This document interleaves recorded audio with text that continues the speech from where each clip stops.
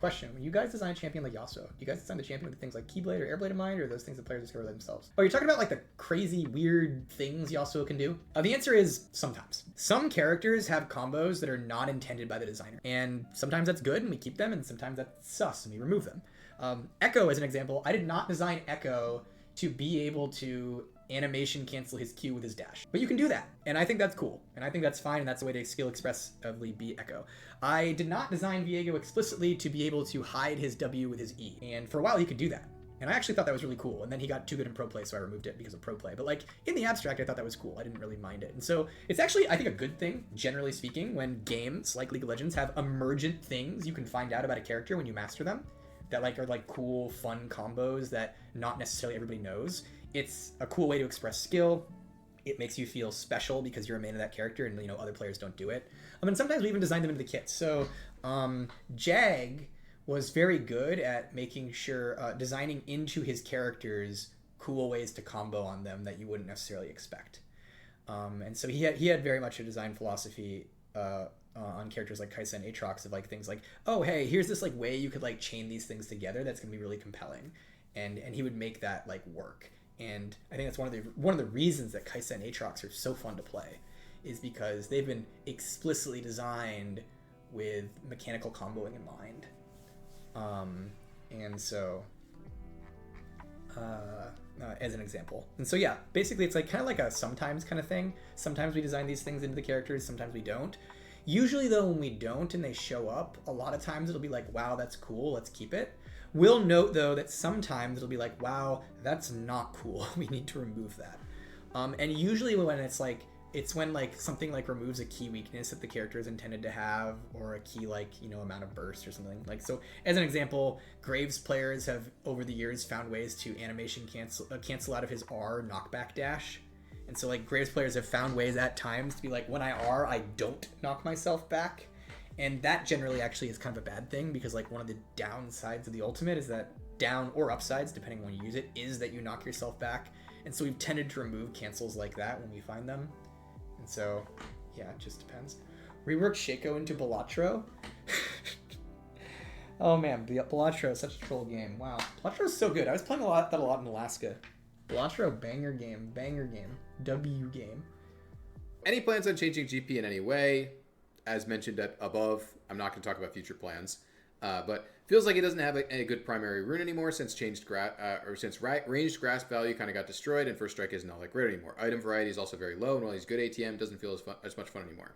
So a couple things. On the last point around like he is good but doesn't feel as much fun, I can get that, right? Like I myself don't really play GP anymore. I did, you know, a lot years ago, and I think there's some conflicts here around like the way that GP plays versus the way that he's sustainable, right? Like we did try for a while allowing GP to just build full damage, full crit, glass cannon, right? Like the, you know, the Essence Reaver full barrel crit days.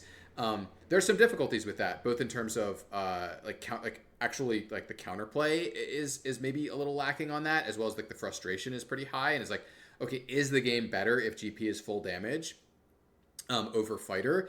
He himself is, you know, my impression, like I haven't like reviewed the data significantly, but my impression is GP when he built full damage glass cannon was a little bit more popular, but also that he was banned significantly more, and he was showing up a lot more in our frustration surveys, and like we probably like think that the counterplay on that is probably in like not quite good enough for him to be a full damage champion, like full crit, and the gameplay around people like actually getting one-shotted by barrel combos is not the best. So yes, there's probably there's some tension there, and I think we probably need to find something that's really fun about GP that isn't just one-shotting people with barrels. You know, I think that could be good, like something that's fun that we could play up, because some of the things that we've buffed over the years, like for example his passive damage, I think are powerful but not actually like things that the GP players really want, and so I think it is possible that maybe we've put too much power into like the passive and too much power into places that, you know, the GP players don't actually really care that much about. So I could definitely see that as an issue.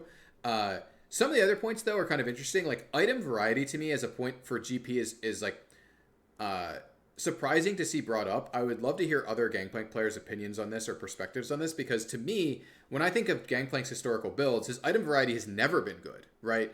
I think of him and I think of like, okay, so he's always been hard bound to whatever Sheen item he's building on the patch, right? This is usually Trinity Force, but was Essence Reaver for a while.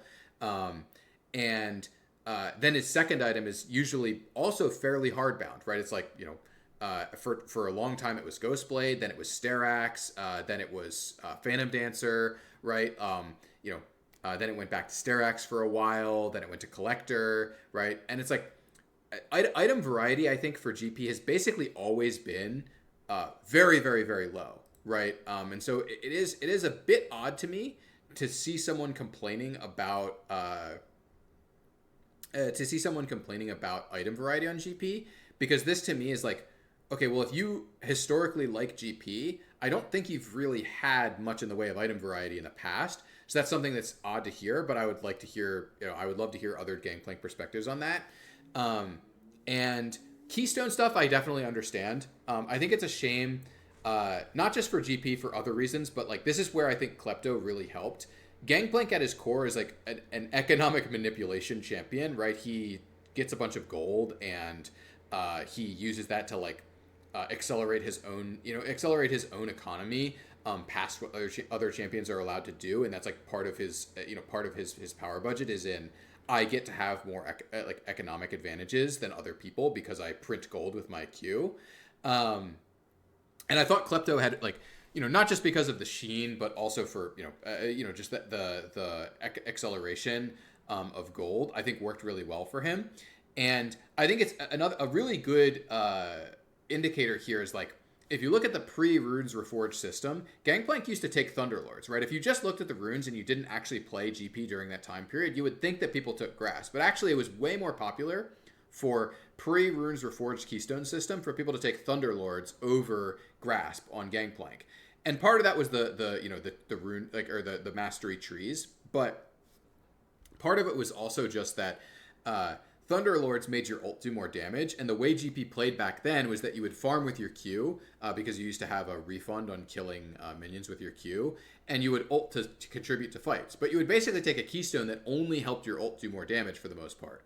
And that is, I think, a good indicator of Gangplank has very poor hooks into systems, right? Like he doesn't he doesn't hook very well into our systems, right? He's not good at using like Conqueror or Aftershock or PTA or Lethal Tempo, right? Like he doesn't hook very well into our existing systems, right? He's bad at using Electrocute. He's not even particularly good with Dark Harvest, right? Like he doesn't hook very well into systems in the same way that other champions do. One of the things that this reminds me of is when we made Runes Reforged, like as we were making Runes Reforged and going along, we had this running list of like champions that don't have a keystone that they feel really good about. And Gangplank was on that list for a really, really, really long time. Up until right before we launched and Klepto was finished, Gangplank was on that list. And he got taken off, right? Because Klepto existed and we were like, oh no, this is like the perfect rune for Gangplank. Like the perfect keystone. Again, I kind of go back to like, I think not even necessarily just Klepto, but I think we could really use some kind of like economic manipulation keystone that isn't First Strike, both because First Strike is boring and also because First Strike is also kind of like a burst damage keystone that isn't necessarily what Gangplank is looking for, unless he's full damage, right? And that's not necessarily something that we want to fully support. Not to say that we can't have good damage like options on Gangplank, but that like the full crit one-shot Gangplank that can like actually kill people from 100% HP with his barrels is like, I don't think that's what we want to support. And I think that's like really what First Strike needs to be supported on GP. Anyway, to sort of sum it up on the GP stuff is like, yeah, I agree. He could be better. Like I suspect that like some moving power around in his kit, I think particularly power out of his passive might be good for him into other spaces. But it's hard to find places to put the power because obviously his E is dangerous and his Q affects his E. W isn't that exciting of a spell for most players, and then it's like, okay, well, of course the R has its own risks, right? So it's hard to find where that power should be.